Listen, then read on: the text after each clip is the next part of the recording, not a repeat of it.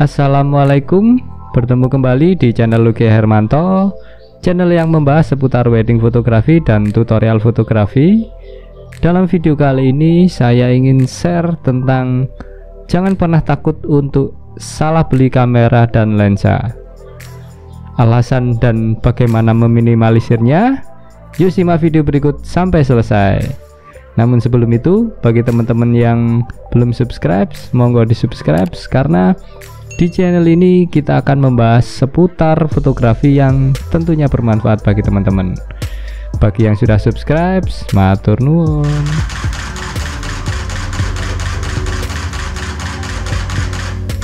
Bagi teman-teman yang baru belajar fotografi ataupun baru masuk ke bisnis wedding fotografi, pasti memiliki ketakutan-ketakutan tentang alat yang akan dibeli ataupun alat yang akan di-upgrade.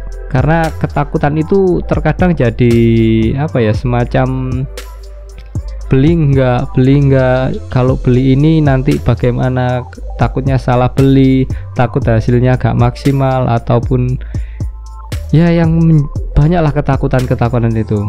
Di sini saya akan share bagaimana perjalanan saya ketika memiliki DSLR pertama saya. Jadi DSLR pertama saya yaitu Olympus E500, dimana kamera dengan banyak keterbatasan, kamera dengan banyak, ya bener-bener bagi saya yang sekarang kamera itu enggak banget.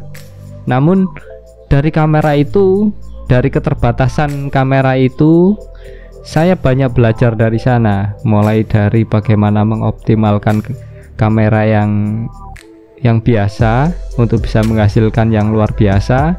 Gimana cara kamera, sekedar info, kamera Olympus E500 itu noise-nya sangat parah. Kemudian ketika untuk motret low shutter itu atau slow speed itu kita harus pixel mapping, karena noise titik-titik merah itu bakalan tetap ada di sana. Jadi kita harus pixel mapping dulu agar menghilangkan noise itu. Kemudian yang pasti low lightnya enggak banget, harga lensanya sangat tidak masuk akal.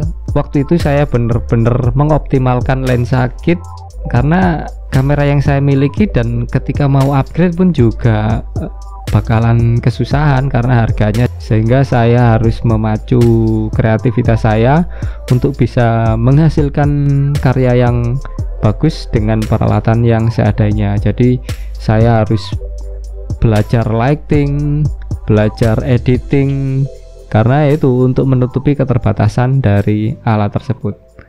Apakah saya menyesal membeli kamera tersebut?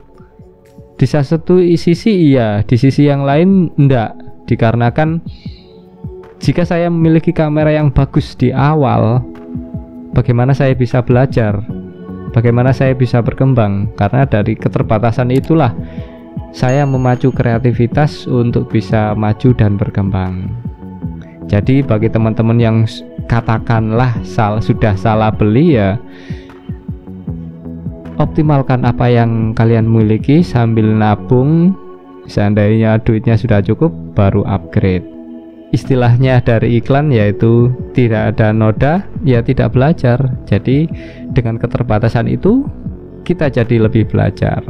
Dari cerita awal saya tadi memiliki kamera yang memiliki banyak keterbatasan, bagi saya alat itu harus dimiliki dulu agar kita tahu, agar kita bisa mencari nilai plusnya di mana, nilai negatifnya di mana. Kalau kita tidak memiliki, ya bagaimana kita bisa tahu? Dari tahu itulah kita bisa mengoptimalkan, kita bisa belajar, kita bisa ya lebih berkembang. Jadi intinya ketika alat memiliki keterbatasan, itulah tugas fotografer untuk mengoptimalkannya. Jadi jangan pernah takut untuk salah beli peralatan. Beli dulu, cari tahu dulu, lalu maksimalkan. Karena di situ kita bisa berkembang. Untuk meminimalisir kesalahan-kesalahan, caranya yaitu ketahui dulu budget kita seberapa, kemampuan daya beli kita seberapa.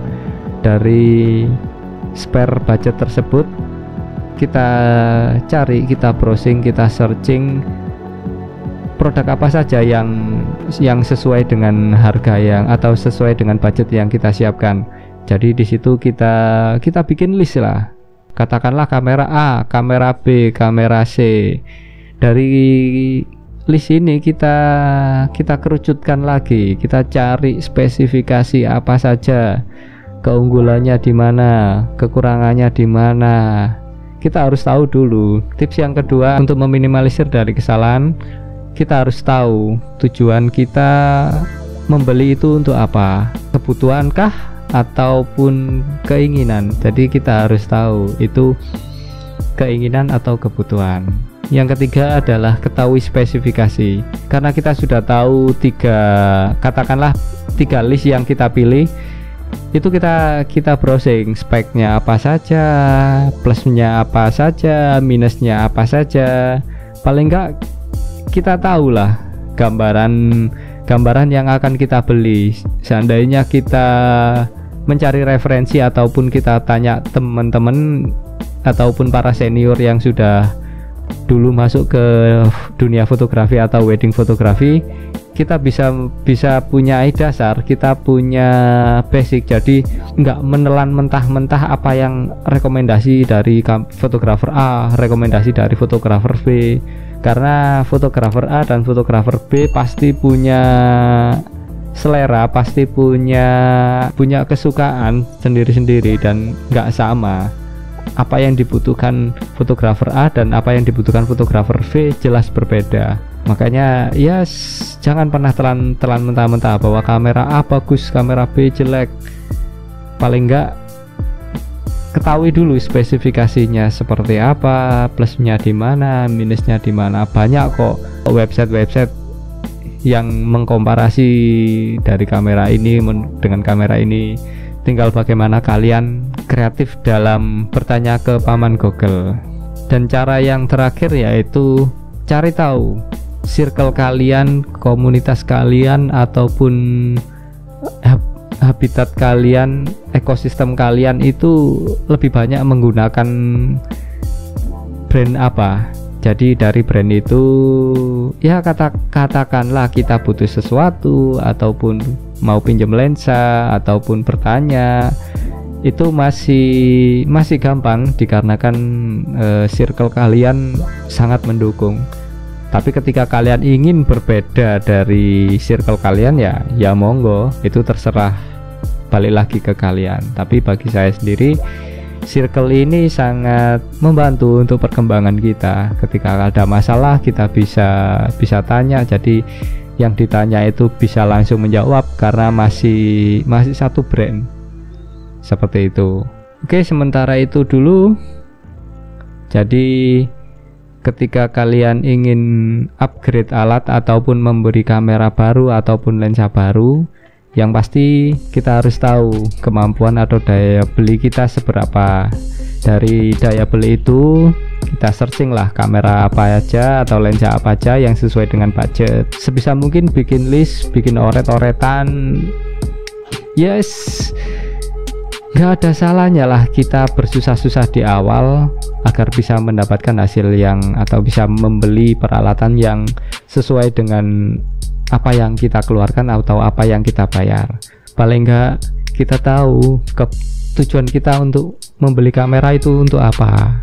Sekedar keinginankah, sekedar untuk pencitraankah, atau memang benar-benar itu kebutuhan. Jadi pahami, ketahui tujuan dan harapan kalian. Kemudian pahami spesifikasi dari peralatan yang ingin kalian beli. Lalu cari tahu circle kalian lebih banyak menggunakan kamera apa. Yang pasti tidak ada alat yang sempurna. Semua bikinan manusia, semua buatan manusia itu pasti memiliki kelebihan dan kekurangan. Tugas kita sebagai fotografer yaitu memaksimalkan apa yang ada, memanfaatkan kelebihannya dan menutupi kekurangannya.